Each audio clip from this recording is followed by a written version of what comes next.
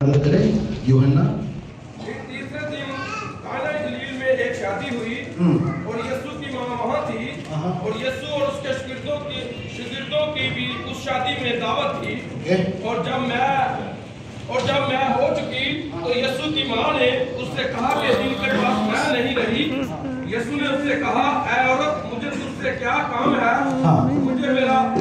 अभी मेरा वक्त नहीं आया। Okay, thank you.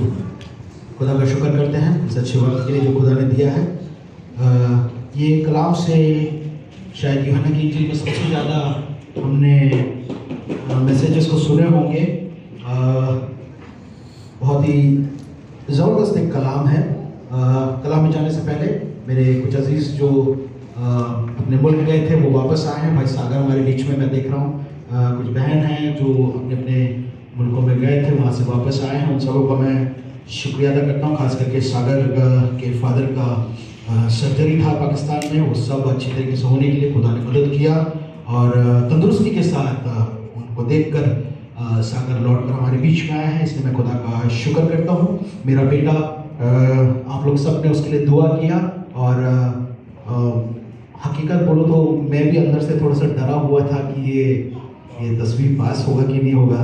और मैं अक्सर हम लोग ये बात करते रहते थे और जब भी मैं उसको पढ़ने के लिए बोलता था तो वो बोलता था कि आप रिलैक्स करो, मैं पास हो जाऊंगा करके। लेकिन आपको पता है माँ बाप कभी रिलैक्स नहीं हो सकते हैं, इतना आसान नहीं होता है। और हम दोनों माँ बाप दोनों मिलकर उसके पीछे लगे रहते थे और आप सबों की दुआ थी। खुदा का शुक्र करते हैं। हमारे सोचने से बढ़कर खुदा ने उसको अच्छे मार्क्स से पास किया, इसलिए खुदा का शुक्र।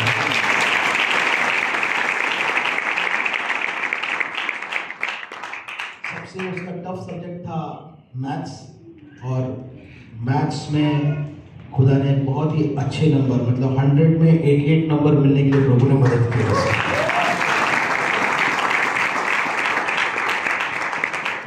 दुनियादारी के तौर पे सोचेंगे तो कोई बहुत बड़ा नंबर नहीं होगा, लेकिन हमारे बच्चों की ज़िंदगी में जो प्रभु काम करता है उसके लिए मैं खुदा का शुक्र करता हूँ।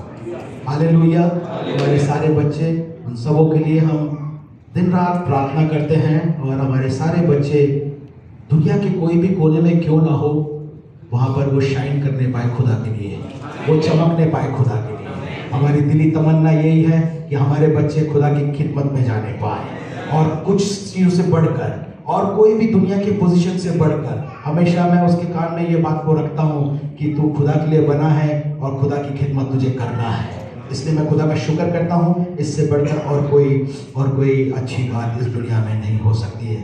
वक्त आगे निकला है, इसलिए मैं जल्दी कलाम में जाऊँगा। बहुत कम टाइम है, बहुत सारी चीज़ें हैं इसके अंदर से बोलने के लिए, लेकिन मैं बहुत शॉर्ट करते हुए मैं कुछ बातों को यहाँ पर बताना चाहता हूँ।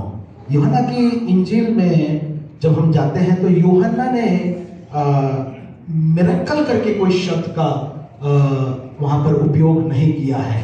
मिरेकल या चमत्कार के तौर पर कोई भी शब्द उसने वहाँ पर इस्तेमाल नहीं किया है। हालांकि इस चमत्कार के जगह उसने चिन्ह कर या साइंस कर ऐसे उसने हर बार हर एक मौजूदातों को, हर एक चमत्कारों को एक चिन्ह के रूप में उसने वहाँ पर दर्ज किया है। यहूदियों के दस्तूर के अनुसार जो शादी होती है उसमें शादी और सगाई के दौरान उसके दरमियान बहुत एक लंबा फासला होता है। आप लोग सब मेरे साथ रहना। ये इस कलाम से आप लोगों ने बहुत बार सुना होगा। ये सोचकर मत बैठना कि अभी इसमें से क्या नया मिलेगा, ऐसा कुछ नहीं है। खुदा का कलाम हर दिन हमें रिफ्रेश करता है। हालेलुया। कुछ ना कुछ तो मिलेगा आज रात को भी। हालेलुया। कितने लोग ईमान के साथ बैठे, आज प्रभु हमसे बातें करेगा। Praise the Lord. Hallelujah. Praise God. Praise God. Hallelujah. देखिए, कई दिनों में मैं एक दो बातों को कलीसिया के सामने रखा था और खुदा ने जो हमें दिखाया, कई बार आप सोचते होंगे भैया यहाँ आगे लोगों को दुआ करने के लिए क्यों बुलाते हैं। मैं आपको बताना चाहता हूँ, वो एक वक्त है जब परमेश्वर आपसे बातें करता है और आपके हालातों को बदलता है। बीते दिनों में खुदा ने एक ऐसी चीज मुझे दिखाई थी जो मैंने कलीसिया में चिल्ला कर बोला, और ये बात मैंने अपने भाई के साथ भी शेयर किया। मैंने अपने परिवार के साथ भी शेयर किया, और वही चीज होते हुए बीते हफ्तों में खुदा ने मुझे दिखाया, और वो बिल्कुल हकीकत में होते हुए दिखाया। ऐसे और कई चीजें, यहाँ पर कई गवाहियां बैठी हैं मेरे सामने, जिनके बारे में खुदा की रूह ने उनसे बातें किया, और खुदा ने हूबहू वैसे ही उनकी जिंदगी में किया। तो अगर कल खुदावन कर सकता है, तो आज भी खुदावन यहाँ पर हाजिर है, आपकी जिंदगी को तब्दील करने के लिए, आपकी जिंदगियों से बातें करने के लिए, आपको एक नए तौर पे तरोताजा करने के लिए खुदावन यहाँ पर हाजिर है। यहूदियों के दस्तूर के अनुसार सगाई और शादी के दरमियान एक बहुत बड़ा फासला होता है। वो फासले का वजह यह है क्योंकि वहां पर जो कुछ भी करना है वो सब कुछ दूल्हे को करना है। तैयारी जो होती है वो दूल्हे के तरफ से ज्यादा होती है, इतना तक कि दूल्हे को घर बनाने के बाद ही शादी का जो प्रोग्राम होता है, वो शादी का घर बनाने के बाद या घर मकान तैयार करने के बाद ही शादी होता है। तो इसलिए कई बार क्या होता है कि सगाई और शादी के दरमियान बहुत लंबा एक फासला हो जाता है। और दूसरा एक चीज कलाम के मुताबिक अगर देखेंगे, मैं एक बैकग्राउंड दे रहा हूं आपको इस काना के शादी के बारे में, हम इसमें आएंगे वापस, लेकिन मैं आपको एक छोटा सा एक बैकग्राउंड देने के बाद हम इस कलाम के गहराई में जाने की कोशिश करेंगे। Praise the Lord. आप लोग सब मेरे साथ हैं? Praise the Lord. हालेलुया। शादियां जो है यहूदी दस्तूरों में रात को हमेशा होती है। शादियां यहूदी दस्तूर में हमेशा रात को वहां पर शादी होती है। कल्याण के अनुसार भी अगर आप देखेंगे तो दूल्हे का इंतजार कब हो रहा है? रात को हो रहा है करके परमेश्वर के कलाम में भी ऐसा कुछ दर्ज है। तो कहने का मतलब यह है कि जो शादी जो निकाह का जो प्रोग्राम होता है, यहूदियों के लिए एक बहुत ही ज्यादा मायने रखने वाला एक सर्विस होता है। शादी का जो समारोह है या शादी का जो प्रोग्राम है, यहूदियों के लिए बहुत ही ज्यादा इंपॉर्टेंट एक टाइम है। इतना तक कि मैंने एक जगह ऐसा पढ़ा है कि एक यहूदी रबी ने ऐसा बोला है कि अगर मैंने, यानी उस रबी ने अगर उसके शादी में आपको न्योता नहीं दिया तो उसके जनाजे में भी आप नहीं आना। कहने का मतलब यह है कि इतना ज्यादा वो मायने रखने वाला एक सर्विस है शादी की सर्विस यहूदियों के बीच में। Praise the Lord. हालेलुया। हम यहां पर देखते हैं यहूदियों के शादी में सबसे इंपॉर्टेंट या बहुत ही ज्यादा महत्व रखने वाली या बहुत ही ज्यादा मायने रखने वाली एक और चीज है कि वो जश्न मनाते हैं, और उन सारे जश्नों में मेल का होना या दाखरस का होना बहुत जरूरी है। और ये क्यों जरूरी है, इसके बारे में हम जल्दी से जल्दी परमेश्वर के वचन से या खुदा कलाम से हम देखेंगे और उसमें से हम आगे जाने की कोशिश करेंगे। यहां तक कि बोलते हैं बिना दाखरस के कोई शादी नहीं है, नो मैरिज विदाउट वाइन करके यहूदी दस्तूर में इस बात को इतना ज्यादा वहां पे उन लोगों ने उसको इंपॉर्टेंस या मायने दिया है। मैं प्रभु का धन्यवाद करता हूं। आज रात को इस काना के शादी में से हम क्या सीख सकते हैं उसके बारे में चंद बातों को बताकर मैं जल्दी से अपने कलाम को विराम दूंगा। वक्त बहुत कम है, इसलिए हम जल्दी जल्दी जाएंगे। आप लोग सब मेरे साथ रहना।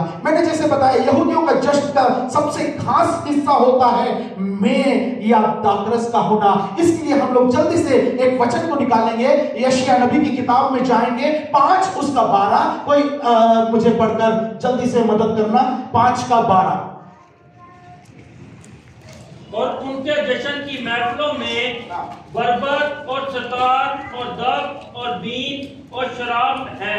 ओके, ये उर्दू में यहाँ पे शराब लिखा है, लेकिन हिंदी में जब हम पढ़ते हैं उनके जेवनारों में या दावतों में वीणा, सारंगी, दफ, बांसुरी या बांसुरी और दाख मधु ये सब पाए जाते हैं। तो उनके हर एक जश्न में, जैसे मैंने आपको शुरू में बताया, उनके हर एक जश्न में दाख मधु या वाइन का होना बहुत जरूरी है, क्योंकि वो उनका एक हिस्सा है। उसका वजह क्या है ये देखने के लिए हम परमेश्वर के कलाम में जाएंगे और देखेंगे।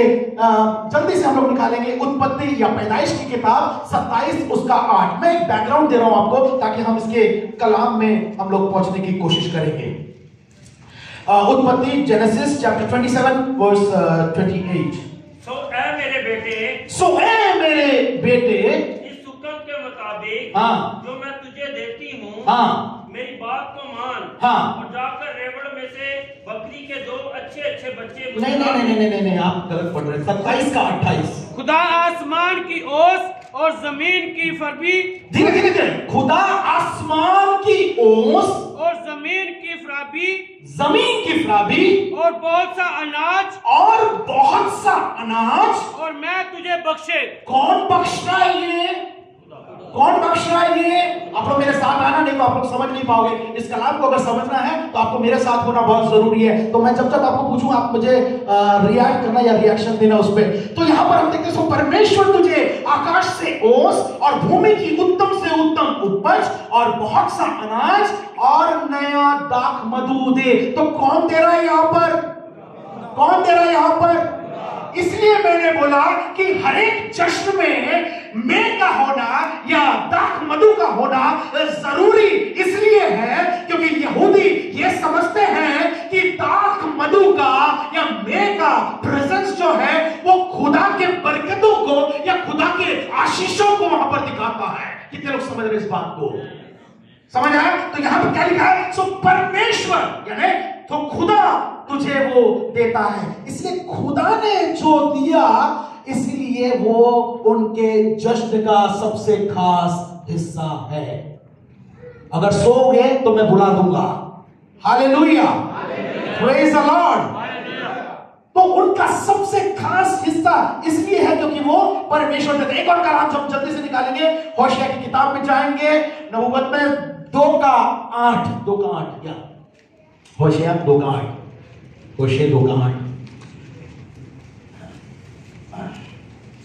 वह ये नहीं जानती थी कि अन्न, नया दाख मधु और तेल मैं ही उसे देता था। मैं ही उसे देता हूं। यहां पर भी खुदावंद एक नबूवत में होशिया के द्वारा नबी ये कहता है कि वो ये नहीं जानती कि अन्न, नया दाख मधु और तेल कौन देता है?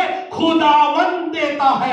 इसीलिए ये बहुत ही ज्यादा मायने रखने वाला एक चीज है क्योंकि वो खुदा के हुजूरी को, खुदा के बरकत को और खुदा के देन को वहां पर दिखाती है। 3 बातों को हमने वहां पर देखा कि खुदा उसे देता है इसलिए वो वहां उनके जश्न का एक हिस्सा है। हालेलुया। यशायाह की किताब में वापस जाएंगे और मैं अब आखिरी इसके बात को बताकर सीधे मैं अपने कलाम में आना चाहूंगा। यशायाह 5 का 1, जो 5 का 12 पढ़े थे उसका 5 का 1 शुरुआत से पढ़ने की हम लोग कोशिश करेंगे और उसको मैं बताकर फिर जल्दी से हम आगे जाएंगे। अब मैं अपने महबूब के लिए अपने महबूब का एक गीत उसके ताकिस्तान की बाबत गाऊंगा। उसके ताकिस्तान के बाबत गाऊंगा। मैं अपने प्रिय के लिए उसकी दाग की बारी के विषय में एक गीत गाऊंगा। आगे, मेरे महबूब का ताकिस्तान एक जरखेज पहाड़ पर था। कहां पर है? कहां पर है? पहाड़ पर। हिंदी में लिखा है अति उपजाऊ टीले पर। टीला कैसा होता मालूम है? टीला नीचे में होता है कि ऊपर होता है? तो ये कहां पर दिखा रहा है पाकिस्तान? ये दाग की बारी कहां पर दिखा रहा है? नीचे दिखा रहा है, ऊपर दिखा रहा है? आप लोग कलाम में है मेरे साथ? हालेलुया बोलेंगे, ताली बजाएंगे। लग रहा है आपको परमेश्वर यहाँ पर है तो आपको ताली बजाना जरूरी है। स्लोरी की जरूरत है। कलाम में हम लोग आ रहे हैं। यहाँ पर लिखा हुआ है कि पाकिस्तान कोई नीचे में नहीं होता। अगर उसके बारे में आप ठीक से पढ़ोगे तो आपको समझ आएगा कि कोई भी दाग की बारी कभी भी ऊंचाई पे नहीं लगाई जाती है, हमेशा वो नीचे या वैलीज में हमेशा पाई जाती है। जो पाकिस्तान के बारे में या दाग के बारी के बारे में अगर जानते हैं और जानकारों को पता है, जिसने देखा है, वो कभी भी आपको कभी भी दाग की बारी ऊपर में कभी नहीं दिखेगी, हमेशा नीचाई में दिखती है। लेकिन यहां पर कलाम कहता है कि वो टीले पर है या ऊंचाई पर लगाया गया है करके परमेश्वर का वचन कहता है। कहने का मतलब यह है फलस्तीन की जो जगह है, वहां की जो भूमि है, वहां का जो मिट्टी है वो उपजाऊ मिट्टी नहीं है। वो उपजाऊ मिट्टी नहीं होने के बावजूद भी हम यहां पर देखते हैं एक दाग की बारी, और वो दाग की बारी ऊंचाई में है। उसका असली अर्थ अगर जानना है तो मेरे साथ आएंगे इष्टिष्ठा की किताब में या बुक ऑफ डिट्रोनॉमी में जाएंगे। उसमें जल्दी से जल्दी अगर हम उस कलाम को निकालेंगे तो हम देख सकते हैं 11 का 14, व्यवस्था विवरण 11 का 14। तो मैं तुम्हारे मुल्क में ऐन वक्त पर पहला और पिछला मई बरसाऊंगा। मैं तुम्हारे मुल्क में ऐन वक्त पर पहला और पिछला, पहला और पिछला। अभी मेरे साथ रहना, तो ध्यान से सुना। मैंने क्या बताया था? ये पाकिस्तान कहां पर है? कहां पर है? आप सबसे जवाब मैं चाहता हूं, कहां पर है? कहां पर है? ऊंचाई पे है। कहां पर है? टीले पर है, ऊंचे पर है। लेकिन हम यहां पर क्या देखते हैं कि ये ऊंचाई पे होने के बावजूद भी ये यहां पर फल ला रहा है, ये अच्छे से फल ला रहा है, बावजूद इसके कि वो जमीन जो फलस्तीन की जमीन है वो उपजाऊ जमीन नहीं है, वो सूखी बंजर सी जमीन है। लेकिन उस सूखी बंजर की जमीन पर भी परमेश्वर का कलाम कहता है कि मैं वहां पर बारिश भेजता हूं। कैसा बारिश? पहला बारिश, उसके बाद दोबारा एक और बारिश भेजता हूं, ताकि वो जो सूखी जमीन है उसको मैं उपजाऊ कर देता हूं। इसीलिए कहने का मतलब यह है कि उनको पता है, उन यहूदियों को पता है कि ये जो हालेलुया उनकी जिंदगी में ये दाग की जो खासियत ये है कि जहां पर वहां कुछ नहीं हो सकता वहां पर कुछ खुदा करता है। इसलिए वो जानते हैं ये आसान बात नहीं है और खुदा उनके लिए संभव कर रहा है, उनके लिए मुमकिन कर रहा है, मेरे और आपके लिए मुमकिन कर रहा है। जब आपको लगता है नहीं हो सकता, खुदा वहां पर अगला और पिछला बारिश को भेजता है, ताकि वो जमीन को जो सख्त पड़ी हुई है, जो कड़क पड़ी हुई है, उसको वो उपजाऊ बनाता है।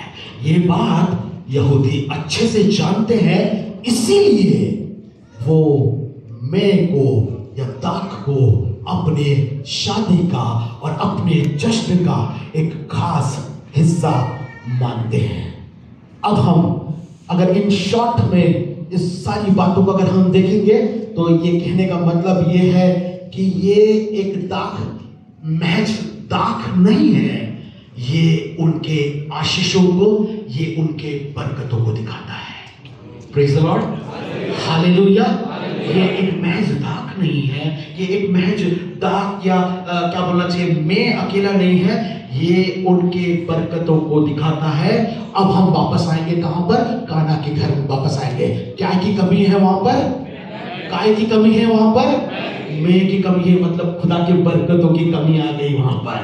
खुदा के बरकतों की कमी आ गई। किसके घर में? काना के घर में। उसके अंदर बहुत सारी चीजें हैं। काना का हिस्ट्री बताने के लिए, आशेर गोत्र को कैसे वो दिया, वो सारी बातें बताने के लिए मेरे पास इस वक्त नहीं है, बहुत आगे निकल गया वक्त, इसलिए मैं जल्दी जल्दी जाना चाहूंगा। लेकिन यहां पर हम देखते हैं कि हालेलुया जो बरकतें खुदा की ओर से आती है वो वहां पर उसकी कमी पड़ गई। हालेलुया, खुदा की बरकतों की कमी उस घर पे आ गई। आज ये मैं की कमी हमें क्या सिखाती है, हम जरा देखने जा रहे हैं। काना के घर में, उस शादी वाले घर में, आप लोग का ध्यान यहां रहने पाए, लोग उठेंगे जाएंगे, आप लोग सब मेरे तरफ देखना। 5 से 7 मिनट में इस मैसेज को खत्म करने की कोशिश करूंगा। काना के घर में कभी भी दाख खत्म नहीं होना था, क्योंकि मैंने आपको एक बैकग्राउंड दिया, आप लोग समझे ना।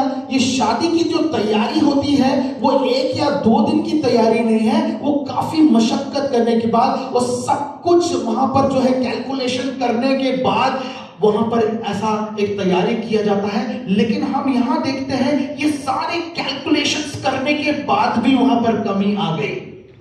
Praise the Lord.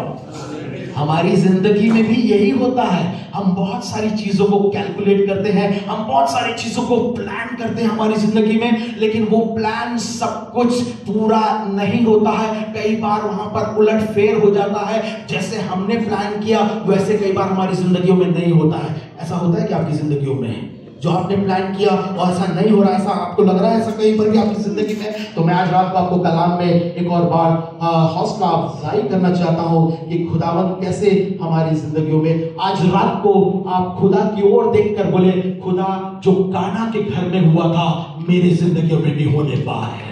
हिम्मत के साथ बोले, जो काना के घर में हुआ था वो मेरे जिंदगियों में, मेरे घरों में, मेरे परिवारों में भी वैसा ही होने पाए। 3 बातों को मैं जल्दी जल्दी बताऊंगा, उसके बाद मैं कलाम को यहां पर विराम देना चाहूंगा। 3 बातें। सबसे पहले, ऐसी कई चीजें जो आपने एक्सपेक्ट नहीं किया वो आपकी जिंदगियों में हो सकता है। आपने बहुत सारे प्लान किए लेकिन वो प्लान्स कई बार खुदावन इधर उधर कर देता है। Unexpected things happens in your life, unexpected things, you never expected this to happen but that happened. It could happen even if आपने कितना भी प्लान किया हो, आपने कितना भी मेहनत किया हो, आपने कितना भी तैयारी किया हो, फिर भी अनहोना हो सकता है आपके और मेरे जिंदगी में। जल्दी से उसके लिए भी एक कलाम निकालेंगे और आगे हम जाएंगे। प्रेरितों का काम रसूलों के अमाल 18 उसका 1 पढ़कर उसके बाद मैं जल्दी आगे बढ़ने की कोशिश करूंगा। आप लोग जल्दी जल्दी रहना मेरे साथ। 18 का 1 जल्दी कोई पढ़े। इन बातों के बाद पौलुस अथेने से रवाना होकर कोरिन्थ में आया, अथेने से रवाना होकर कोरिन्थ में आया और वहां उसको अपूला नाम एक यहूदी मिला जो पेंतोस की पैदाइश से था और अपनी बीवी परसिक्ला समेत गलीलिया से नया आया था, क्योंकि कलदूस ने हुक्म दिया था कि सब बस इतना ज्यादा पढ़ने की जरूरत है। अगर आप उसको ध्यान से पढ़ोगे ना, उस कलाम को अगर ध्यान से पढ़ोगे, उसके अंदर से आपको कुछ मिलेगा। वहां पर मैं अक्विला और प्रिस्किला के बारे में थोड़ा सा बताकर जल्दी से आगे जाना चाहूंगा। वहां पर देखते हैं अक्विला और जो प्रिस्किला है वो पहले अपने जगह को छोड़कर इतालिया आए। इतालिया के बाद उनको लगा कि कोई एक अच्छा जगह जहां पर अच्छी नौकरी या अच्छा कुछ मिलेगा सोचकर वो लोग आगे जाते हैं। कहां जाते हैं? वो लोग रोम जाते हैं। और रोम में जब पहुंचते हैं, वहां का जो बादशाह है, वहां का जो हालेलुया जो भी वहां का जो मेन आदमी है, वो वहां पर एक पैगाम निकालता है। ये रहता है कि सारे यहूदी उस जगह को छोड़कर चले जाए। सोचिए, ये लोग प्लान कर आए होंगे। यहां पर हम देखते हैं 4 जगहों को जल्दी उन लोगों को चेंज करना पड़ा। उन्होंने कभी सोचा नहीं था कि ऐसा करना पड़ेगा, लेकिन उनकी जिंदगी में अनएक्सपेक्टेड थिंग्स केम। ऐसे हमारी जिंदगी में भी कई मर्तबे अनएक्सपेक्टेड थिंग्स, हम कई चीजों को कैलकुलेट करके चलते हैं, लेकिन वो सारे कैलकुलेशन इधर उधर हो सकते हैं। Praise the Lord. इस काना के घर में दूसरा एक कमी क्या था मालूम? वहां पर एक और चीज गलत हुआ। वहां पर जैसे मैंने पहला बोला, अनएक्सपेक्टेड थिंग्स हमारे जिंदगी में आ सकते हैं। दूसरा, हमारे कैलकुलेशंस गड़बड़ हो सकते हैं। हमारी जो क्या बोलना चाहिए, गणित हम बोलते हैं हिंदी में, आप लोग उर्दू में क्या बोलते हैं कैलकुलेशन को मुझे नहीं पता, वो भी शायद इधर उधर हो सकती है। हिसाब किताब, वेरी गुड, हिसाब किताब वो भी इधर उधर हो सकता है। लेकिन हम यहां पर देखते हैं, यहां ऐसा होना नहीं चाहिए था काना के घर में। क्यों नहीं होना चाहिए मालूम? वहां पर अगर हम देखेंगे तो वहां पर सिर्फ प्लानिंग नहीं था, प्लानिंग के साथ साथ मास्टर प्लानर भी उनके घर में हाजिर था। कौन था मास्टर प्लानर मालूम? वहां पर कौन हाजिर था? वहां पर हेड वेटर या वो दाग को चखने वाला जो बंदा है, वो मेन शेफ भी वहां पर हाजिर था। फिर भी कैलकुलेशन उनका गड़बड़ हो गया। तीसरा पॉइंट मैं आपको बताकर अपने कलाम के आखिरी चीजों में जाना चाहूंगा। इतना सब कुछ था, अनएक्सपेक्टेड थिंग्स, कैलकुलेशन, हिसाब किताब गड़बड़ हो गया। तीसरा, ये जो परिवार था, जो काना का परिवार था, ये बहुत ही इन्फ्लुएंशियल एक फैमिली था, एक बहुत ही पावरफुल फैमिली था काना का। क्योंकि वहां का उनका जो तौर तरीका आप अगर देखोगे तो आपको समझ में आएगा कि कोई मामूली परिवार नहीं है। वहां पर नौकर चाकर है, वहां पर जो मटके रखे हुए घर के बाहर, जो घड़े रखे हुए एक दो नहीं है, नॉर्मली एक घर के बाहर एक घड़ा रहता है, लेकिन यहाँ पर हम देखते हैं 6 घड़े रखे हुए हैं। इसका कहने का मतलब ये है कि ये लोग काफी पावरफुल और काफी क्या बोलना चाहिए, उनके पास बहुत पावर था, उनके पास बहुत पहचान, ये सब कुछ होने के बावजूद भी हम देखते हैं वहां पर उनके कैलकुलेशंस, उनका पावरफुलनेस, उनका इन्फ्लुएंस कुछ भी काम नहीं आ रहा है। उसको एक कलाम पढ़कर फिर हम यहाँ पर समाप्त करेंगे। दूसरा 2 क्रॉनिकल्स में जाएंगे। दूसरा तवारीख 20:12। दाऊद और सुलेमान के बाद दाऊद और सुलेमान के बाद अगर कोई सबसे बहुत ताकतवर, एक पावरफुल बादशाह अगर इस्राएल में आया था तो उसका नाम था यहोशाफात। वहां पर क्या लिखा है, उसके एक फरियाद को आप सुने यहाँ पर, जो वो परमेश्वर से कहता। मैं हिंदी में पढ़ता हूँ, आप लोग के पास उर्दू बाइबल है तो आप लोग पढ़ लेना। हे हमारे परमेश्वर, क्या तू उनका न्याय ना करेगा जो बड़ी भीड़ हम पर चढ़ाई करती है? उसके सामने हमारा तो बस नहीं चलता। कई बार हम कितने भी पावरफुल हो जाए, हमारे पावरफुलनेस को, हमारे ताकत कई बार बिल्कुल खाली पड़ जाता है और हमको लगेगा अब हमसे कुछ नहीं हो सकता।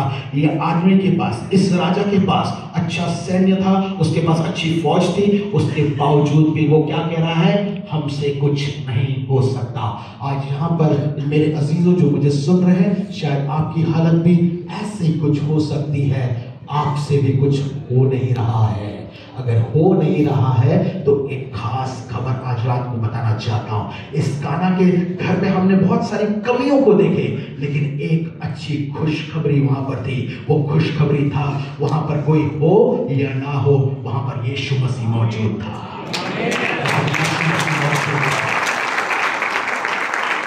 आपकी जिंदगी में कोई हो ना हो, आपके कैलकुलेशन शायद बिगड़ जाए, आपने जो प्लान किया था वैसे शायद आपकी जिंदगी में नहीं हो रहा होगा, डरने की जरूरत नहीं है। आज जांच कर देखिए कि यीशु आपकी जिंदगी में है कि नहीं है।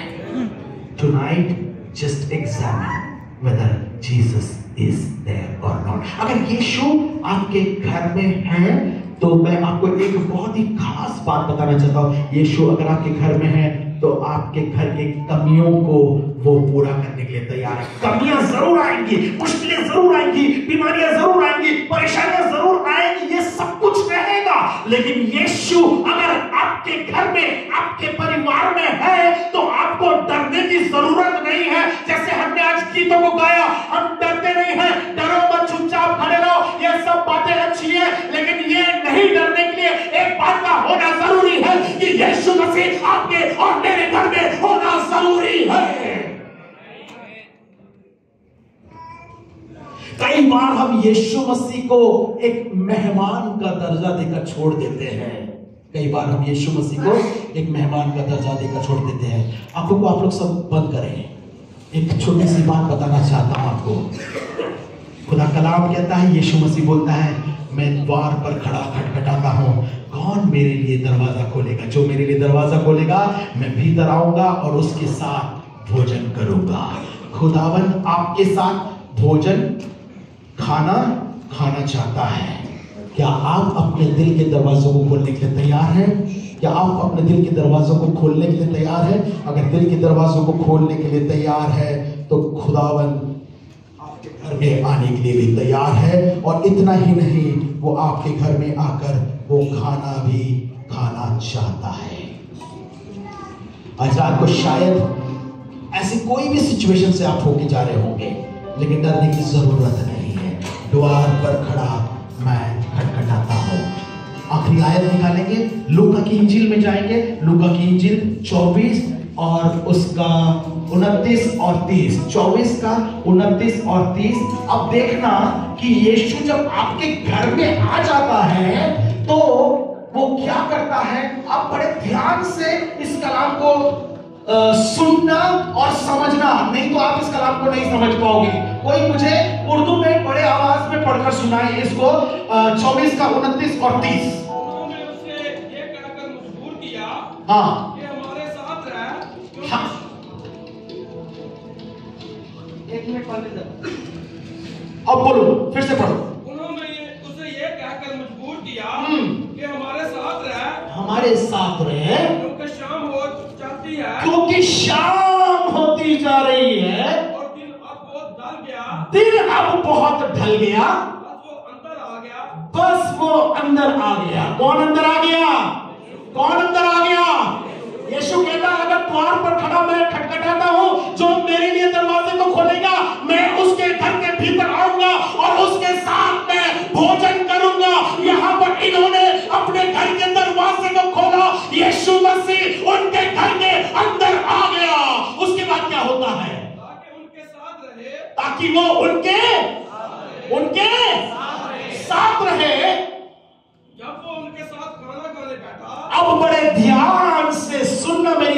को जब वो उनके साथ खाना खाने के लिए बैठ गया तो ऐसा हुआ कि उसने रोटी लेकर बरकत दी और तोड़कर उनको देने लगा। आप बड़े ध्यान, आपको समझ में आया ये कलाम? आपको समझ में आया ये कलाम? यीशु मसीह उनके घर में जब आया तो मेहमान बनकर आया था, लेकिन यीशु मसीह उनके घर में जब उनके साथ खाना खाना चालू किया, वो मेहमान अब मेजबान बन गया। वो मेहमान अब मेजबान बन गया। आप लोगों को ये कलाम समझ में आ रहा है कि नहीं आ रहा मैं नहीं जानता, लेकिन यीशु जब आपके घर में आ जाएगा वो आपके घर का मालिक बन जाएगा। यहाँ तो उल्टा होना था, इनको रोटी तोड़कर यीशु को खिलाना था, लेकिन हम यहाँ पर कलाम में पढ़ते हैं यीशु ने रोटी तोड़कर उनको खिलाया। आज रात को होने पर यीशु जब आपके घरों में आए, आपकी जिंदगी में आए, आपकी जिंदगी का बादशाह बनने पर, आपकी जिंदगी का वो सरदार बनने पर, आपकी जिंदगी को वो मालिक बनने पर, आपकी जिंदगी का वो मेजबान बनने पर। Now he's not a guest, he became the host there. Did you understand that? When you invite Jesus, जब आप यीशु मसीह को अपने घर में बुलाओगे, बुलाकर मेहमान नवाजी नहीं करना, यीशु जो करना चाहता है वो करने के लिए दे दे। कितने लोग चाहते हैं आज यीशु आपकी जिंदगियों का मेजबान बने? कितने लोग चाहते हैं? कितने लोग चाहते हैं? आंखों को बंद करें। जो चाहते हैं खुदावंद आपकी जिंदगियों का मेजबान बने, जो चाहते हैं खुदावंद आपकी जिंदगी का होस्ट बने, सिर्फ वही अपने अपने जगहों पर खड़े हो जाए। अब तक शायद अपने मेहमान का दर्जा यीशु को दिया होगा, आज रात को यीशु आपके घरों में आकर आपकी जिंदगियों का राजा बनना चाहता है, आपकी जिंदगी का बादशाह बनना चाहता है। कौन है जो आज रात को यीशु को अपनी जिंदगी देना चाहता है? सारी आंखें बंद होने पाए। This is your time now. This is your time. You can invite Jesus into your house. काना की शादी में बड़ी कमी आ गई थी, जो कि नहीं आना था। कैलकुलेशंस बिगड़ गए, उनका पावर बिल्कुल पावरलेस हो गया, उनका जिंदगी में अनएक्सपेक्टेड सी सिचुएशन आ गई। लेकिन अच्छी बात यह थी कि उस घर में यीशु था। आज रात को आपकी जिंदगी में कुछ भी क्यों ना हो, अगर यीशु आपकी जिंदगी में आपकी हालातों को बदलने के लिए तैयार है, अपने हाथों को आसमान की ओर उठाएं सब लोग, तो यीशु को अपनी जिंदगी का सरताज बनाना चाहते हैं।